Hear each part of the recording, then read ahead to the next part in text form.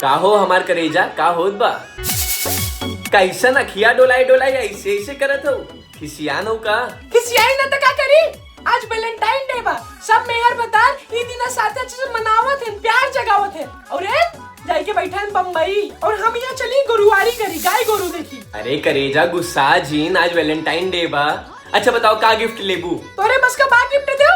महीना का 5,000 रुपये भेजे थे, पता नहीं क्या कमात है बम्बई में। तो उससे ज्यादा ना छिकरू का बेटौना कमाई लेता, भैंसी का दूध बेच के, समझे? इनका देखो हो, पट्टे से 20,000 रुपया भेज देना हमारा जाऊ। Happy Valentine day. Happy Valentine day हमार जान। अच्छा एक ही कैसन इतना लजाए के छिनरई करत है? आन कनाई तोहरे ही मेहरारू है। ए पिंकिया, सुंदरा के बुलाओ ना घरे, अंगूठी बदलवाऊं। चला रखा था, बाय। बा